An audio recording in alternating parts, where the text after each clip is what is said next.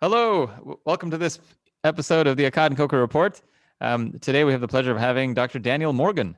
Dr. Daniel Morgan is the researcher, infectious disease physician at the Department of Epidemiology and Public Health at the University of Maryland School of Medicine. He explores, per his bio, he explores pragmatic issues related to infection control and medical overuse. Dan has been tweeting some very incisive stuff about COVID over the last year in his role as a public health infectious disease physician. And I urge everyone to go to his Twitter feed. It's at Dr._D Morgan to kind of see what he's saying, because he certainly has a fantastic take and insights into kind of what's going on. And that's how I kind of been following Dan for the last year, because, it's all about everything is COVID now.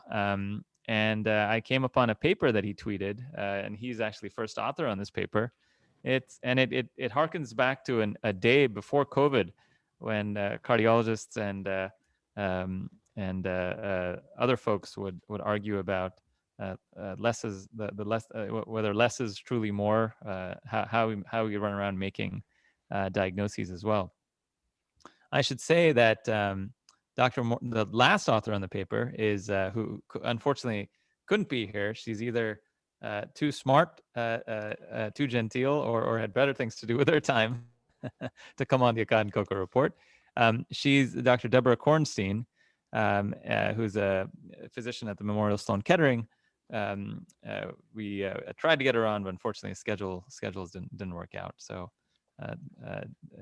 Dr. Morgan, Daniel agreed to come on and kind of talk about the paper. So I wanted to Daniel, why don't you tell me a little bit? The paper is about. How about you just say welcome to the show, Dan? Oh, welcome to the show. Yes. Great, thanks to be here.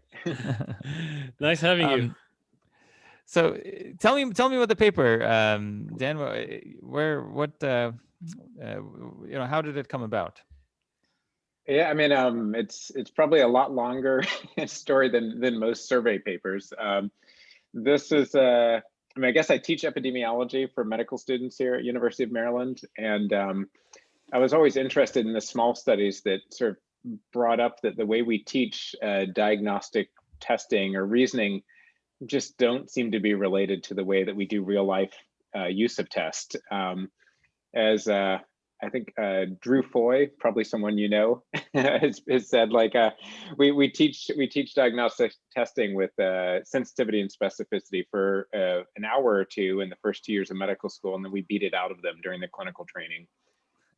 So I was interested in exploring this and just trying to sort of pin down some real life examples and to try to say, how do we approach this in real life without kind of the mathiness of like calculate the sensitivity and specificity and positive predictive value and whatnot, but just to say what kind of gestalt type answers do we get, and then compare that to what is sort of the best guess from the evidence that we could obtain. All right, it's interesting. Do you find, Dan, that we talk a lot about biases in medicine, and I've offline. And I think briefly online, given a little bit of a hard time to my good friends Dr. Foy and Dr. Mandrola about the bias, the bias of both sides, the bias of less is more. Now I noticed that the article, the paper that you wrote is actually in the JAMA section, and it's under the less is more banner. On top of that, Dr. Kornstein, and you kind of framed why you kind of explored this topic. But Dr. Kornstein, her work at Memorial Sloan Kettering, she says, focuses on the value of care for patients with cancer, seeking to minimize unnecessary and potentially harmful tests and treatments. So if everyone is starting from the premise that we are doing too much, is it possible to come to any other conclusion when you're doing research? Oh, I mean, I think a lot of it depends on how you approach it. I mean, you can certainly set up research to really kind of give you a guaranteed answer.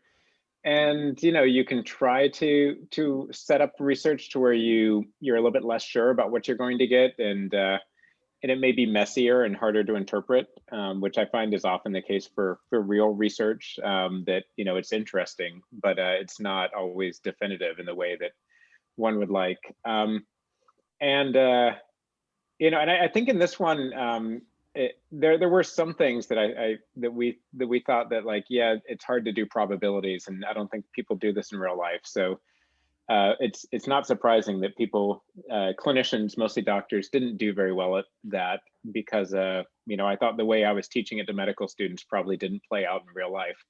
But we did try to choose questions that were kind of high and low probabilities, and have a bit of a range. And there were some things that, at least it would seem as though doctors did relatively good at, that we wouldn't have predicted.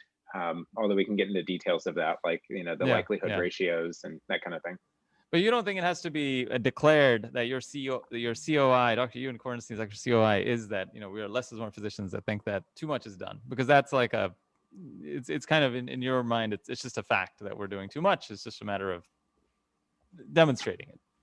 I think certainly, it's good to, I think, intellectual conflicts of interest do exist. They're probably, they have a role, certainly, in interpreting people's work. And, and I would encourage people to say, yeah, well, we know these people tend to think medical overuse is a thing. And that, it probably is a problem in how we deliver care.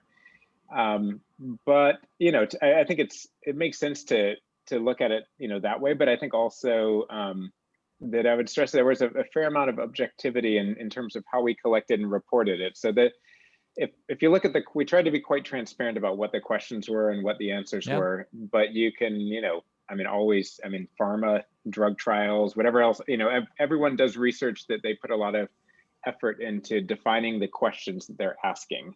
Yeah.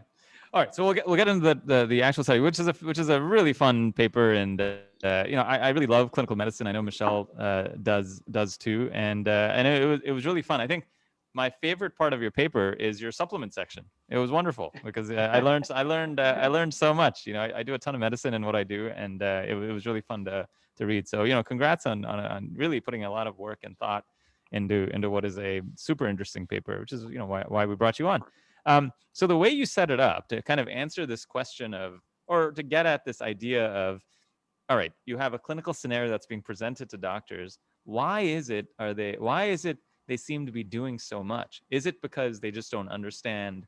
They have a poor clinical gestalt, as you're saying, right?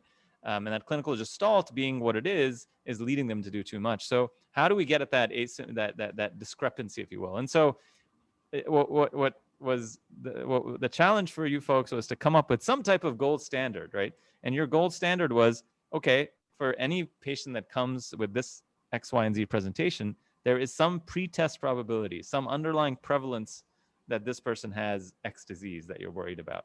And how good are doctors at guessing that, right? And so I'm going to take, you had 4 questions, right? 4 questions. I'm going to take 2 of your questions, one in your field, one in our field. We'll start with the one in your field. And that was the first question. The first question was, and this was presented in a survey format to 700 or so physicians. I think 500 some responded, or physicians and providers. I don't want to get in trouble. So Mrs. Smith, the first question, Mrs. Smith, a previously healthy 35-year-old woman who smokes tobacco, presents with 5 days of fatigue, productive cough, worsening shortness of breath, fevers to 102 degrees Fahrenheit, and decreased breath sounds in the lower right field. She has a heart rate of 1 of 5, but otherwise vital signs are normal. She has no particular preference for testing and wants your advice. How likely is it that Mrs. Smith has pneumonia based on this information? Now, I will say that if this patient presents anytime within the last year, they have COVID. There's no other diagnosis because COVID has killed everything else. But anyway, but so this question, you surveyed the folks and you asked them what percentage, right? You asked them to quantify what percentage would you give them in terms of the chances that this person has a pneumonia? Correct.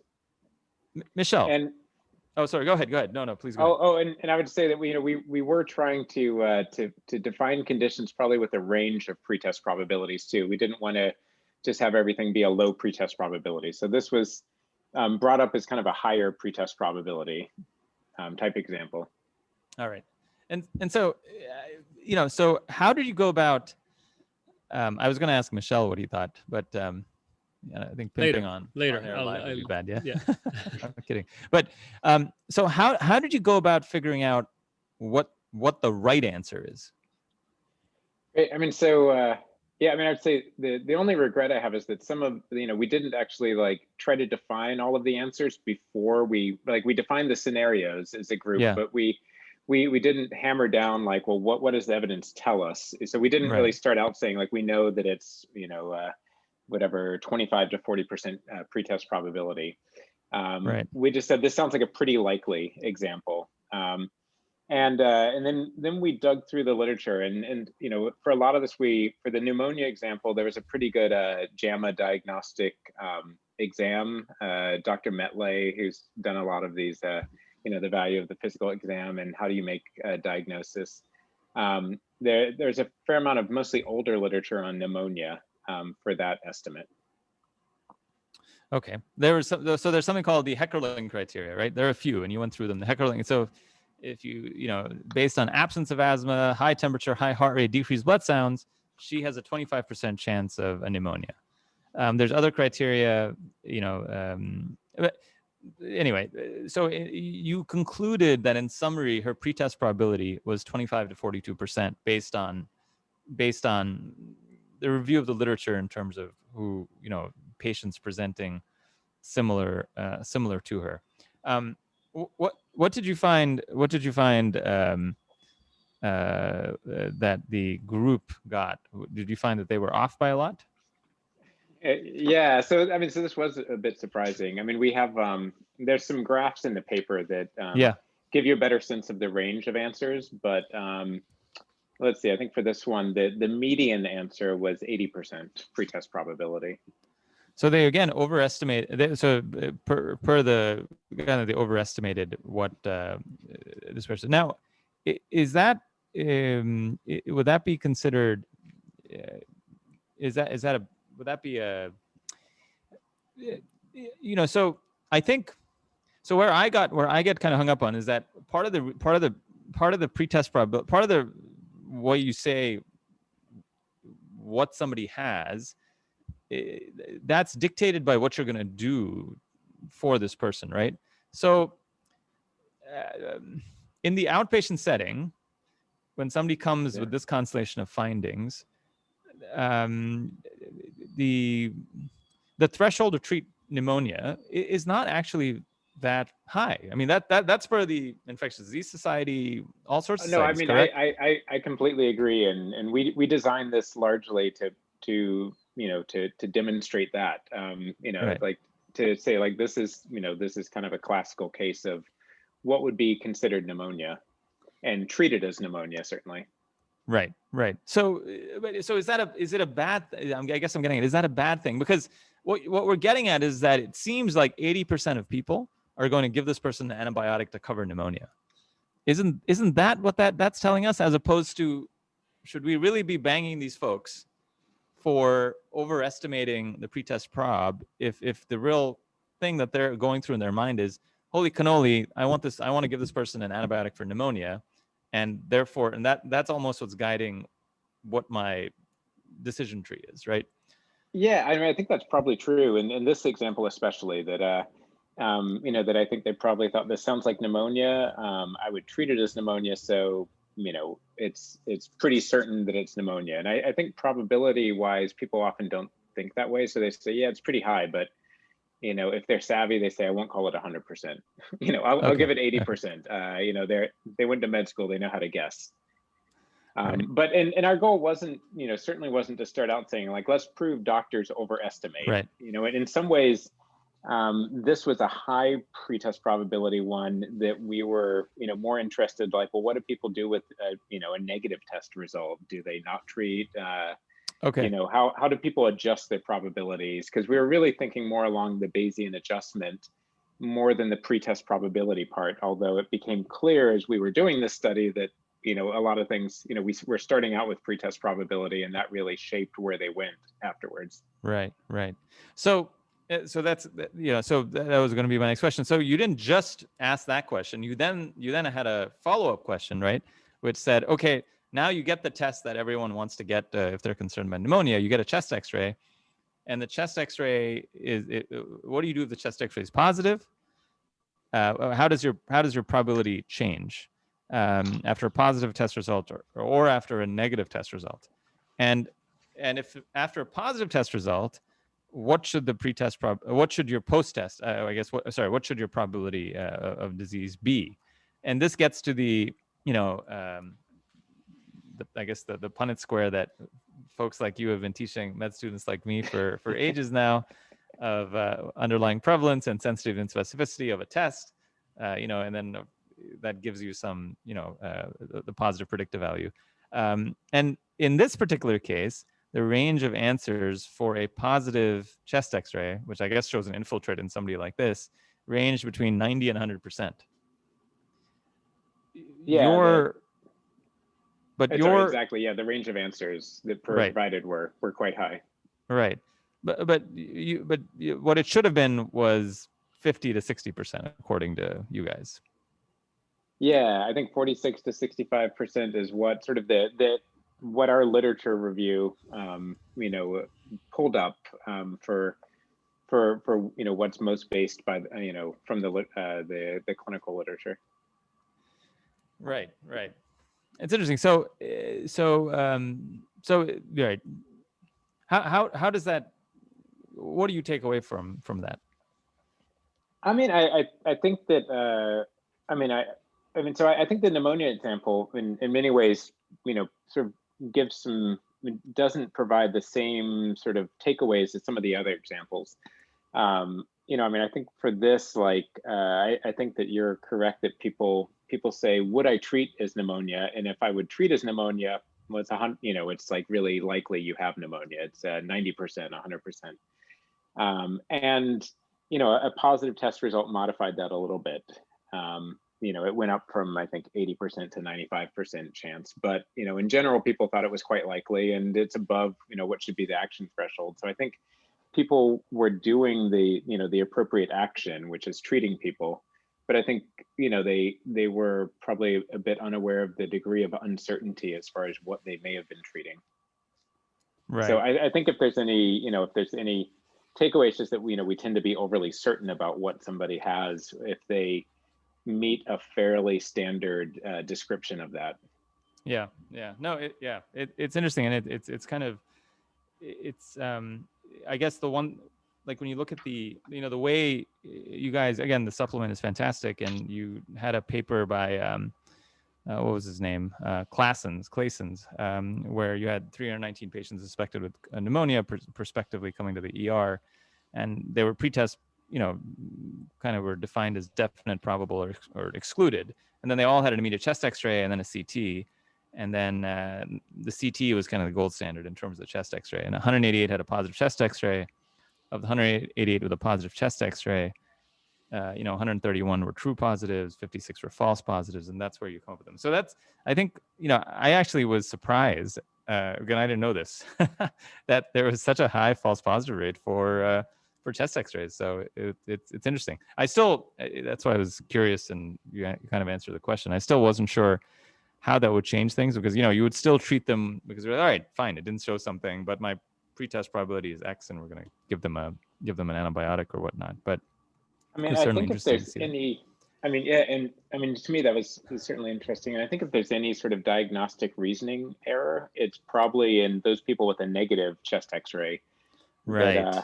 That there was, about 30% of people said they would not treat with antibiotics with a negative chest X-ray, which, probably, you should still be treating this person. There's a question of whether or not you need a chest X-ray, right?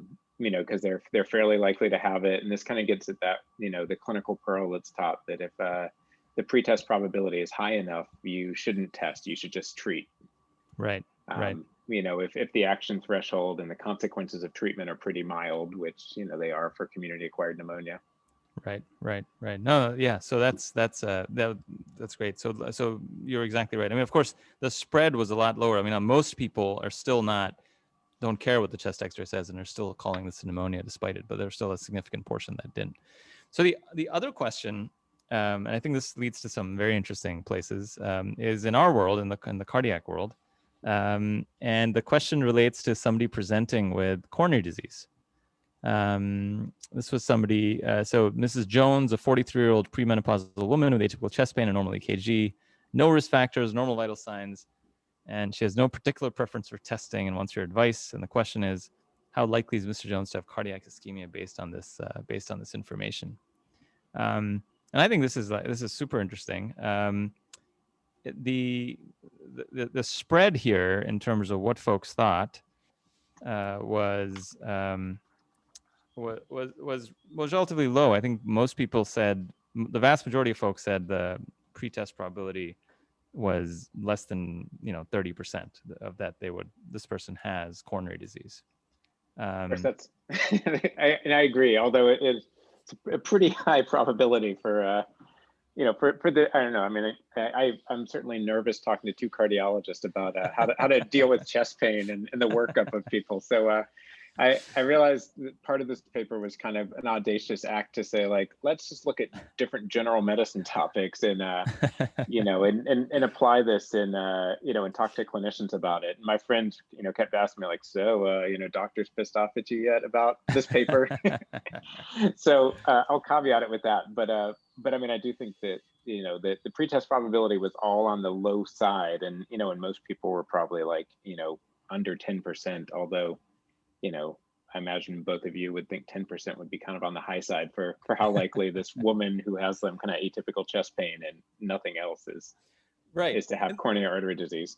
Right. And I guess that's what it gets so complex. And this is why we love medicine, is that, I think in your supplement, you talked about the risk of, it seems like, and correct me if I'm wrong, the risk of having an acute coronary syndrome.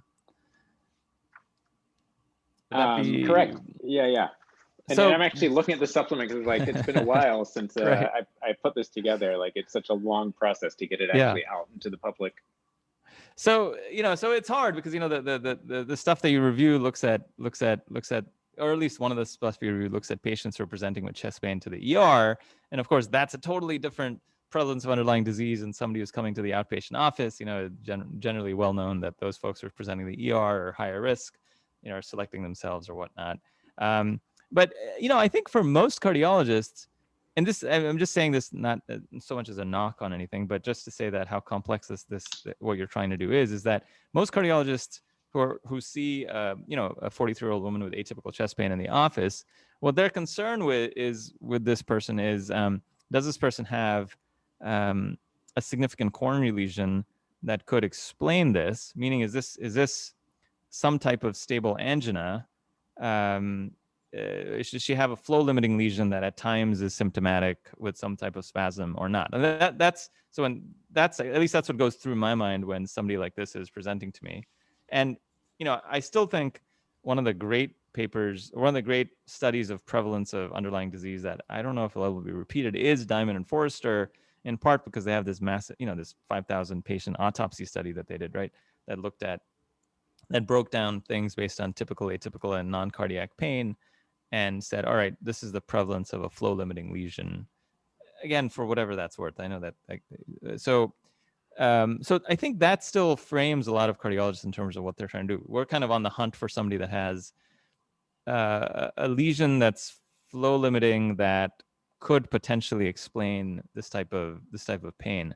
I think the vast majority of folks are going to triage this person in terms of whether or not they're having an acute coronary syndrome or not, kind of based on their EKG and their clinical, the clinical gestalt of, is this somebody who's having, what is the pretest probability of them having unstable angina in front of me, and should we send this person to the ER or not, if that makes sense. So with that in mind, I don't know how. So I guess that's my question to you is that a reasonable? I'm asking as a cardiologist to you. Is that a reasonable way to approach that? I mean, I think this. I find these to be very interesting academic questions, and and certainly I'm not here to tell cardiologists how to practice cardiology as an ID doctor. And we were kind of thinking, we're going to frame this for primary care doctors because we're more interested in big general questions than kind of like the subspecialist type questions. Like, I don't want to ask like vancomycin questions that, I could be an expert in, or some other kind of esoteric things. It's like want to do the bread and butter and kind of get at sort of big topics. And in cardiology actually has data, unlike infectious disease and other things. Like, you guys just have trials like, coming out the wazoo, and prediction models, and you even do probability-based dosing for statins, which is the only example I really know of that it really is done very frequently. So I mean, our thinking with this was like, well, this is an example where we think we can find data that will kind of give us a sense. Digging into it, it seems like Diamond Forrester was kind of an amazing example, although it seems like that the probability has gone down a lot with those same symptoms and risk factors over time. And I'm not sure if that's just how we define hypercholesterolemia or hypertension, that like, 141 over 90 is hypertensive now, and it was probably a lot higher in Diamond Forrester's time. But yeah, we were trying to look at like a lowish risk person. And I think that, there's sort of one of the issues in I think different ways of looking at how we understand medicine that Adam Rodman has gotten at in his podcast on medical history and epistemology is are we focused on pathophysiological thinking? Like, are we thinking anatomically, like, okay, well, you got these arteries and I can imagine what's happening inside the heart, and there's this plaque in the wall and it may be rupturing out, and what do these symptoms tell me about that? Which, I'm saying that in jest some, but I think we based upon like that being hammered in the first years of medical school, we tend to think anatomically and pathophysiologically much more than sort of clinical studies to inform it. And so, I mean, I think that you could look at this and say, well, probabilistically, this is a very low probability event. And if you think anatomically, which of course in cardiology, you actually go in and do something with anatomy with a cardiac, cath lab. It doesn't take probability into play nearly as much. Yeah. As like, well, let me imagine. And I'm sure there's a lot of variability between cardiologists and what you do. Yeah. Well, let me ask in a different way. What does Mrs. Jones want from me? Yeah, I mean, and so all of our questions, of course, we tried to leave them very much like, what would you do as a doctor? Like, she wants your advice. Yeah. Right. So mostly because we didn't want to, to bias in one way or another, and we tried to make these cases, pretty boring without any nuance. Yeah. Which I think bugs some doctors who are like, well, I get more history, I would know more about her. Yeah. But it's trying to get a sense of like in this baseline type situation. What would you do if she came into the primary care clinic and had these symptoms? Right. Well, I guess what I'm getting at is that, in our society, what is the patient looking for when she's coming to you? Meaning, she's obviously coming to you for some reason. If she wasn't concerned, she wouldn't be coming to you. It's just she's coming to you to rule out something. And when she comes to you and you say, okay, you're not having a heart attack. Okay. The next question is always, why am I having this chest pain?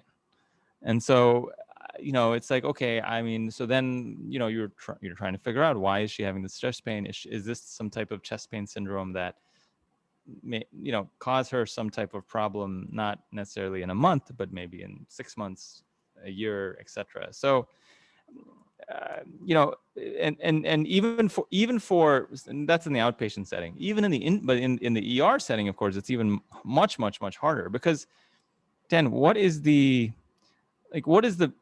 miss rate? Like, Diamond Forrester gives this lady, 43-year-old atypical, at 17%. Okay, fine, or 14. Well, I forget now. 14 to 17% is probably where Diamond Forrester originally puts her. But say we go with a much lower pretest probability, as you've shown. Say we go with 5% or something like that. And I think the cardiology Yeah. estimators are like 1 to 4%.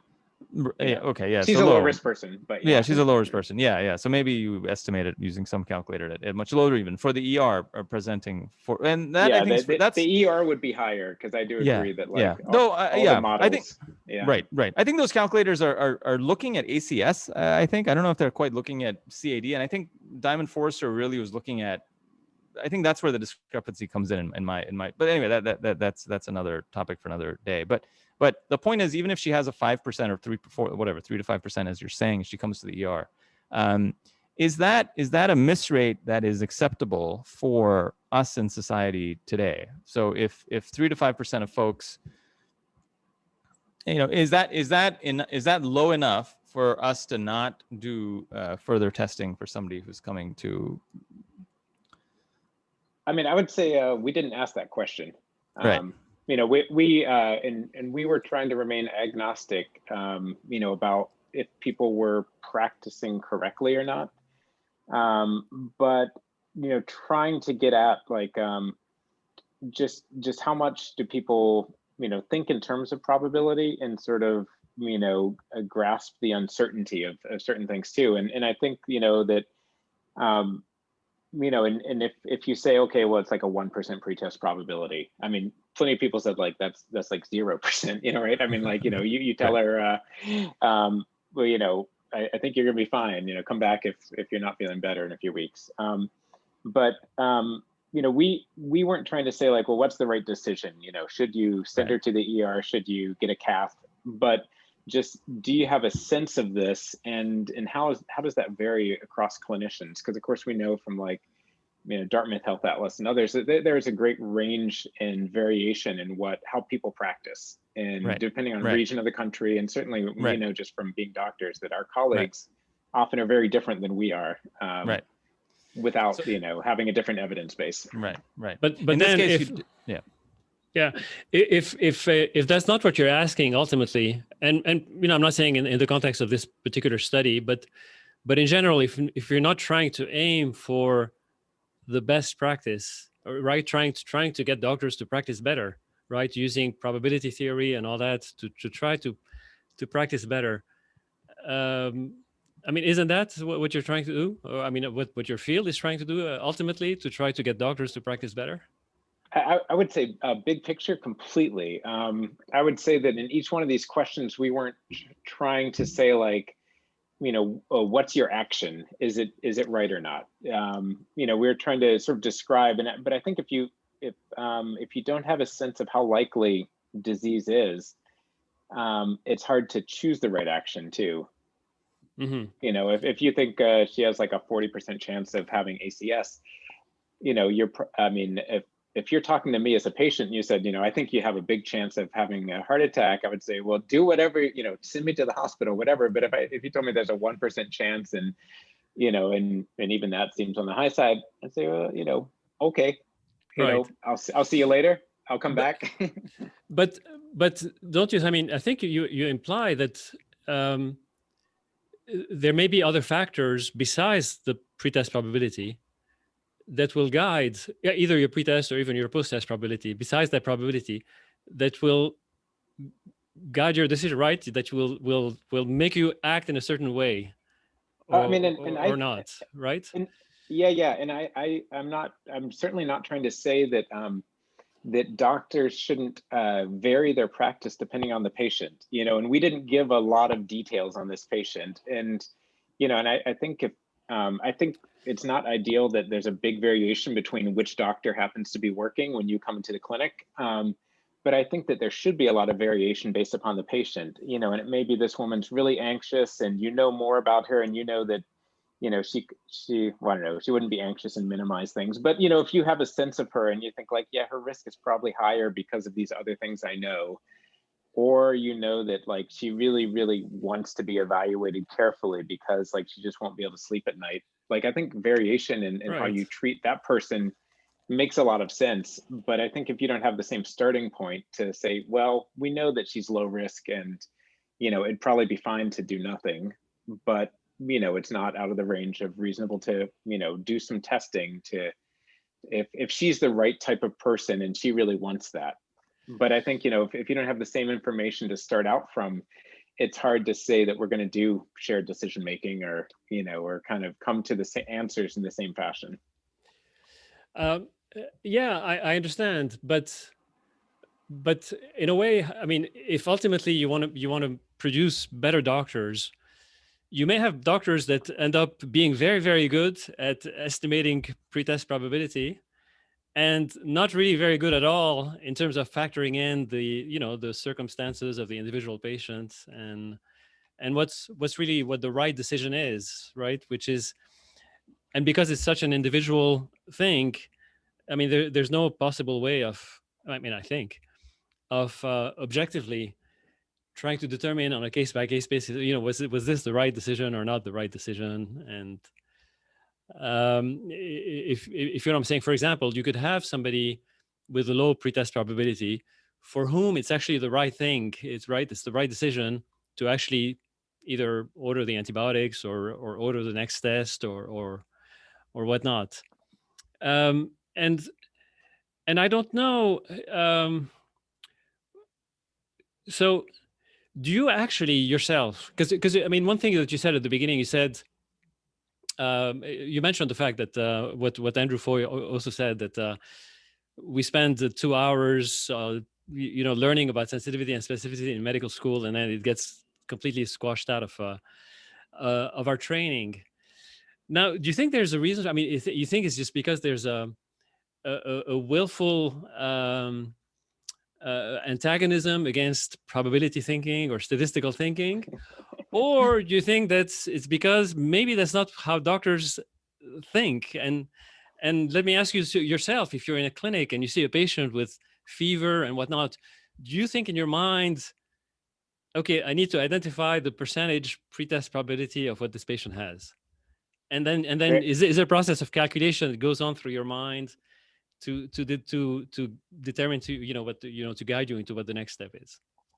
Yeah, so gosh, a lot of interesting things there. I mean, one, I would say, I think that there probably is a value to trying to work on better calibrating, our estimates, such that people have somewhat similar estimates. Like I think Gurpreet Dhaliwal and Hardeep Singh and some other people who do like diagnostic reasoning and diagnostic error talk about this. And I do think, having some calibration would be helpful, like where people tend to have like similar estimates and where there's the evidence is more obvious. Because I'd say one thing that came out, in putting together these appendices and having, groups of people weigh in on these and like revising them, is that it's not exactly easy to figure out, what these numbers are. It's not like you can just, open a textbook and sort of say, well, the starting point is 10% or 20%.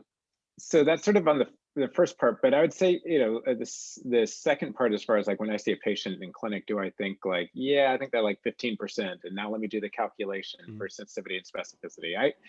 I'd say in doing this project, I thought more about that, like, well, how would this happen? And and there's some kind of early reason, thinking about this from David Eddy and the Kahneman and Tversky type crowd that started thinking about probability more.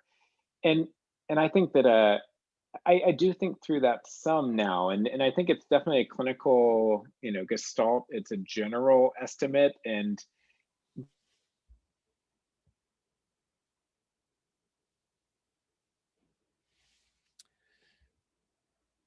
Dan, we lost your audio here and your video.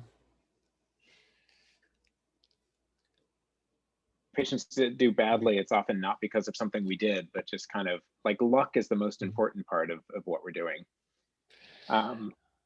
Yeah. But yeah. Well, I mean, I tend to, so you mentioned David Eddy and Kahneman and et al. And so forth. And but I wonder, because I think really, I mean, to separate out the diagnostic from the action, right? To separate out what the pretest probability, which is sort of an effort that you this method forces doctors to think about. I think is unrealistic. I mean, I think that's not how human beings think. You don't think in terms of calculating probabilities.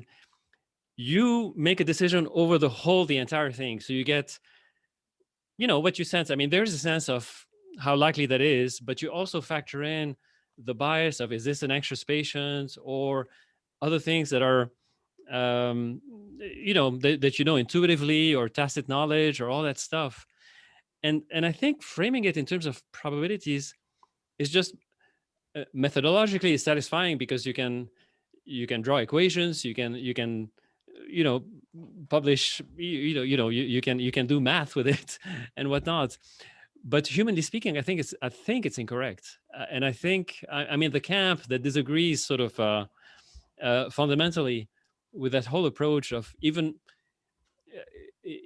thinking that the question of pretest probability actually makes any kind of sense. Michelle, are there Right. are there physicians, Michelle, that do too much? Do you think? Yeah. Yeah, How do they're bad. we? Right, they're bad physicians that do some of the bad physicians that do too much, and bad physicians that do How would too little. this is Dan's attempt and Dan's and team's Yeah. attempt to try to find those. But I'm curious, how would you go about figuring out who is doing too much or even doing too little? Honestly, Me? yeah. Yeah. So you have to know them personally, and then it's a judgment that, I mean, I may have an opinion. It may be an opinion that may be shared among other colleagues Yeah. through experience. Suppose And you're you're gonna know it on the basis of many different things, not only their outcomes, but are they generally honest people? Are they generally people who are, do they bluff in other things, or do they tend to be humble? Right? Are they humble people? Because I think it's important to be humble if you want to be a good clinician. So it's on that basis that you can tell if a clinician, and generally if they're humble and whatnot, they will end up not ordering too much and not ordering too little. But you will not be able. I mean, there's no objective comparator of how much they should order, because there's no, you can't repeat history, and you have to repeat history in a parallel universe, and having the same kinds of patients. And you mentioned Adam Rodman, and Adam Rodman, and I agree with him. He says that there's no gold standard for any of the clinical diagnosis, right? I mean, a diagnosis is not like it's not like you have a car and the diagnosis is, okay, the carburetor is missing has a loose spring in that part there, and we're gonna find. The diagnosis is really, it's a judgment by itself. It's a human judgment made by a person. That's what a diagnosis is, and it can be either a wise diagnosis or an unwise diagnosis, but it's not a true or false diagnosis as compared to a gold standard. And so that whole pretest probability thing is something that actually has been imported from industrial engineering and statistics, right? The pretest probability had to do with quality control on an assembly line. You draw a sample of how many defective gizmos come out of the assembly line, and then that can inform your actions from then on. But in medicine, it's very different, because medical diagnosis is really, it's a clinical, it's a human judgment by itself, as opposed to a calculation. And so that's why that's my bias on these things. And one thing I was reflecting about is, on the one hand, it's very tempting to think that because you can describe your judgment as being stronger, or your belief, if you will, your belief that this person has ischemia, as being very strong or not very strong and whatnot, that you can put a number to it. But it's not necessarily true. You can, for example, you can love different people more or less, but you can't put a number on how much you love your wife as opposed to your mother or your child, or So just because we can judge things as being more or less, or compare them as being more or less, doesn't mean that we can actually quantify them and do math with them. And I'm getting off my soapbox here. No, I mean, and this yeah. is and this is super interesting, because I do think, I mean, what you're saying, I think represents the beliefs of, I think, a lot of clinicians. I mean, and I think that on a lot of individual, cases, like it is hard to, I mean, absolute truth is certainly like something that's fleeting. I think population wise, there is certainly more, like I'd say it's medicine is far from an objective art, but it is, it's better to have some scientific basis, I guess, than that we just say it's an art and my art is different than your art. And Right. I mean, I'm an ID doctor, so we don't have a lot of data to work with anyway, but rounding on a limited team of the academic physicians and, a certain number of fellows, I know my colleagues who behave very differently than me. I mean, there's one, I say I'd see someone with like spinal hardware and a possible infection of their hardware, a huge messy thing that tends to have bad outcomes. One colleague will say, and this, I won't say names to these people, but one colleague would say, like, if the hardware is infected, you can't cure it. So I'm just going to treat them for Take it out. cellulitis. Right. Oh, no, actually, they would say, like, yeah, either take it out or give them like 10 days of augmentin or something. Okay, right. And so that's one end of like the conservative spectrum. And then there's another colleague who's like one of the humblest people I know, who's like super hardworking and advocates for her patients in a way that I'm very impressed by. But she hasn't seen an antibiotic she doesn't like, and so she would see that person and she'd be like, well, they're on vancomycin, but let's make it cefepime flagyl and add doxy just because it could be a rickettsia or something. And and I think that and let's treat them for a year with IV or something. And that range, like, it would certainly seem that patients aren't very well served by that range of practice. Sure. And, right. Yeah. I understand that. But that, again, so I'm not saying that we should discount clinical studies, and there may be, but let's say there's no possible clinical studies in that situation like this, or you don't have them and whatnot. Then all it means is that you can have good doctors that practice in a very widely different manner. And therefore that you have to use other criteria to decide which doctor you think is better. And maybe it becomes a completely subjective judgment. It's inevitable that in medicine, you're going to have situations, like this, where is going to be on the hunch. Now, suppose that woman who uses a year of antibiotics suppose she does it repeatedly, maybe 5 or 6. I don't know how many times it would take, but let's say it takes five examples that you as a colleague have witnessed.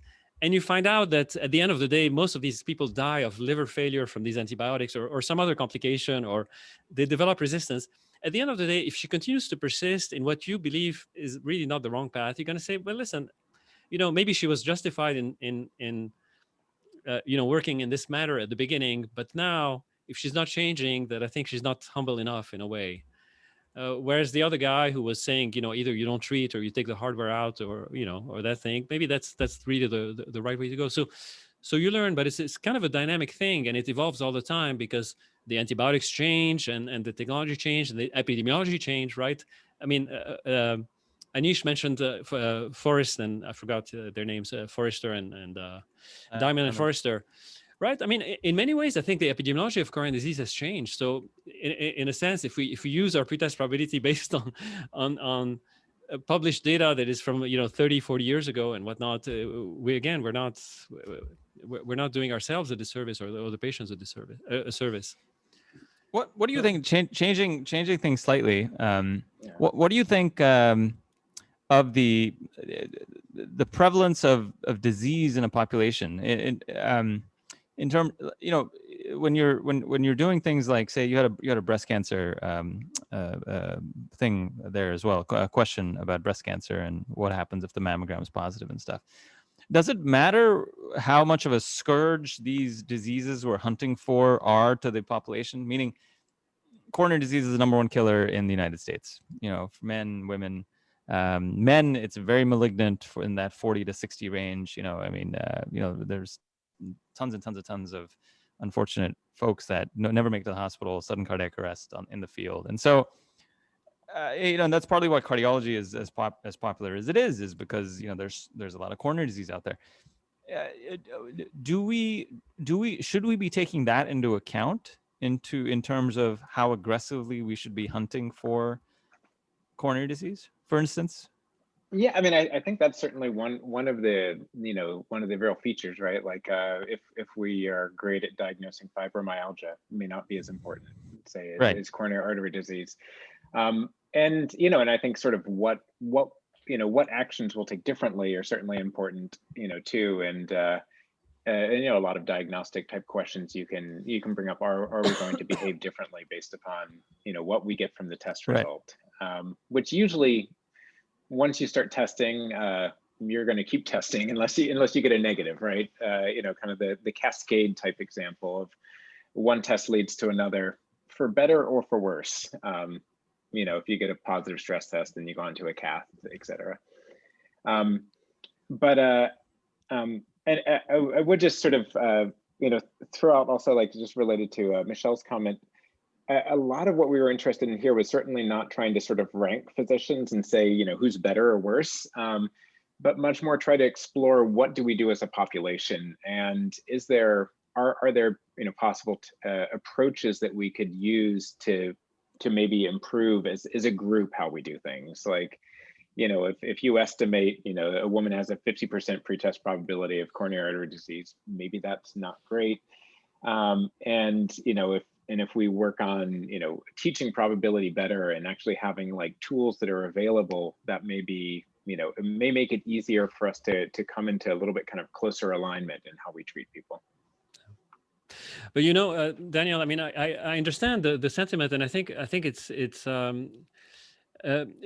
inevitable, and it may be a good thing if you do it right, because we are part of a system. Me less so than Anish, but most of, I mean, we're part of a system that for decades from the get-go introduces incentives that are bad, right? And introduces, whether it's financial incentives or intellectual incentives, no matter what. And so if you take that system as a given and you see that it has biases, then I understand that you want to sort of rectify things, and by trying to get physicians to think probabilistically, to try to overcome these other systemic biases. But I'd rather dismantle the system, right? I mean, I think it's going to work better if we dismantle the system, because the whole thing is sort of contrived, in many ways. I mean, and this is probably where our Venn diagram, I think Anish and I was talking before you came back on, that my contrarian tendencies probably overlap with some of your beliefs more than we may in some other areas. That I think a lot of the incentives and performance metrics, et cetera, may not actually result in things being better. But I mean, and certainly a lot of the focus on this wasn't like, now we can develop a metric for Right, what's sure. the right probability, but more trying to sort of try to describe something that would be of interest to clinicians to say, well, let me think about this, and is there a different, should I think about changing the way I do one step of this process, or when I see patients, should I think about the base rate of this in the population, go a little bit beyond, like, when you hear hoofbeats, don't think of zebras. Right. It's interesting. I still don't know how to get around the whole societal value piece of this, because living here, we have very different priorities, and and a lot of the less is more debate. For instance, there was a paper by Shani Ganguly, and Dr. Ganguly is very well published in this field, right? She's written about cascades, and I think she had a paper in the New England Journal of Medicine recently. But she had a paper on preoperative EKGs for cataract surgery, correct? And it's presented as my God, how much of this EKGs that are being done are resulting in these cascades, right? But just bear with me. 12,400 beneficiaries get a preoperative EKG, right? An EKG that we all know is not going to be fundamental to them getting their cataract surgery.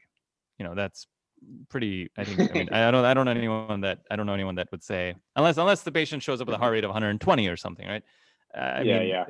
So there were 15% of them that had at least one test done in follow-up, in terms of they had a cascade, so they had some cascade testing done.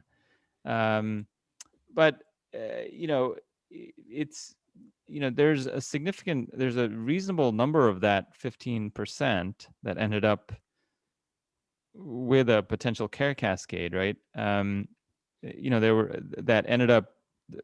33% of them, of that group, of that percentage, had tests, treatment, and hospitalization, or a new diagnosis related to cardiac issues. They had 12% had an arrhythmia diagnosed. 88% had a new diagnosis of some structural heart disease. 88 of them, 4%. So anyway, of that folks that got that EKG, there was a reasonable percentage, you know, I don't know, 50, 60% of those people that got an EKG who ended up with some diagnosis that the patient, you as their doctor, their family, etc., would want to make. Is that I mean, is that a, and again, it is a relatively small number relative to the overall number of people, and that doesn't mean that we want to do an EKG in the entire population of people that are going for a cataract procedure. But why is that bad? Meaning, why is this not something that primary care folks, preventative care folks should be applauding, to say that, hey, we've found something of relevance that may mean they don't have a stroke, etc.? Like, do we need a randomized control trial to show that there's no benefit here? Again, and this is, and I'm partly saying this, I'm using EKGs because EKGs aren't left atrial appendage occluders. EKGs are like, you know, I think I get paid $12 by Medicare for an EKG. So if for a $12 test, you're finding a bunch of stuff that may result in benefit, you know, 15, 16% of the folks who are going for cataract surgery, what is bad about that? And why is that an example of overuse? Yeah, and so I mean, I have some vague memories of this study, and I have often thought that some of the administrative, you know, database type studies, looking at overuse when you can clearly define it, but it's maybe not the you know, the most dangerous type of care that arrives. You know, it's not putting people on anticoagulants unnecessarily or something. Right. You know, like it's you're unlikely to find harm, but I mean, probably the biggest difference in opinion that I have is relates to like that. Well, there's a diagnosis, so it must be good. You know, I think you know, getting an Apple Watch that detects AFib sort of takes that approach. Like, well, you know, it's AFib, it's great, you have a diagnosis, and so you're better. And you know, I think having this incredibly low threshold to diagnose people, I think a lot of these diagnoses don't help people. You know, I mean, the benefit of treatment is really unclear if there is any, and essentially it's like a screen. You know, it's doing screening EKGs in the population who's old enough to get cataracts, and you know, is that beneficial? You know, probably not much. You know, you may tell people like you had an SVT, or you know, I don't know, what the arrhythmias are, but I would think to me, it's a lot of, you know, if you say like, well, it must be good, let's just go on that. And I think mostly it's probably just a hassle and kind of useless, you know, would be sort of my takeaway. Like, I don't think it's malpractice, but I think that I wouldn't want it. You know, it's like my primary care doc said, how about I get a PSA on you while we're doing, you know, pre-op tests? And it's like, no, stay away from me with the PSA. You know, I know what happens once you get one of those. And if I get unlucky and it's positive, but Daniel, it's going to screw me. No, but PSA is different. If you're 45, if you're 45 to 65 or something like that, I mean, is it unreasonable to have? Meaning that automatically assumes that cardiologist widget X is going to say, oh, okay, you had 3 minutes of AFib. Oh, you need Eliquis for life, right? Like, why can't we train physicians to be smarter about either A, going on down the cascade, or like, okay, walk away from the 70% PDA lesion, right? You don't have to treat that with a stent, right? And you know, data shows that cardiologists are responsive to that after courage and blah blah blah. Meaning, that is the smarter thing to do, not meaning is exactly what you're saying. The smarter thing to do, just to turn a blind eye and not know. And again, we're talking about coronary disease, right? We're talking about, you know, the single biggest. I'm assuming your age based on your Zoom appearance, so it may add a few years, but the single biggest risk to you, right, is not dying of prostate cancer in the next 10 years. It's dying of coronary disease. Oh, I'm sure. Even if my risks are, pretty low, like, I'm past the age of trauma and, Right. don't have to worry about like drug overdose. So, Right. that's, Right. yeah. So, I mean, so if, yeah, I don't know. I guess I think you guys, I think the less is more movement, it just, it's like, should be, I mean, there's like big, low-lying fruit to focus on. I'm not sure. Some of the initial screening stuff comes off as, I just don't want to know because it's could lead to this big cascade that could be expensive. It's like, well, not every stress test that's positive does not lead to a cath, because that's a bad cardiologist, right? What does a positive stress test mean? If it means in 3 minutes I have crushing chest pain and your ST segments drop 4 millimeters, that's one positive test That's that a should much go more to the cath lab. strongly positive test Yeah. than, If some non-specific abnormalities or something. if at 10 minutes somebody with LVH has an ST segments that drop and they have no chest pain, okay, that's termed a positive test. But anyway, my point is that there's we could probably be smarter, and I don't know. I just don't want to throw the baby out with the bathwater. There's some sweet spot between screening EKGs for every 45-year-old infectious disease doctor. 47, but yeah. 47. Right, No, I mean, so. and I think you're right. And I would say that, these tests do, all these tests change probabilities, and they're not the tests themselves. I feel like for the microbiology side of me, like, the microbiologist would be like, you're saying the test is wrong. And it's like, no, it's just that it's not helpful. Right. It's correctly identifying, COVID RNA, or SARS-CoV-2 RNA, but it's just that it's not accurate for the clinical situation we're in. Right. And so if we interpreted all of them perfectly, it would be fine. But I do think that there's this myth around testing that it's always good, right? Like, go get a test. And, certainly during the COVID, it's been kind of outrageous that, like, if we just test everyone every day, then we can know what to do and we can end the pandemic in 2 weeks. Which it must kill your drives me epidemiologist. crazy. Yeah, it must kill your pre-test probably epidemiologist's heart to say that. I wrote a piece in Medscape actually about, this is last year in March of 2020, I think, about prevalence of disease and why are we testing everyone. So exactly this. Oh, Like, I mean, I've gotten into some arguments with because some people got really popular very quickly for the at-home testing daily, and and those people get really offended if you question their idea. So I've stepped back a little bit, because it's not my primary goal in life to fight on Twitter, but I mean, to me it seems like it's just kind of missing the point, that we could end the pandemic in 2 weeks if everyone stayed inside also, but that's not really the question at hand. Right. One more thing, Dan, is just one way to get doctors to have a better sense of pretest probabilities is to give them a lot more experience, to make them a lot more busier.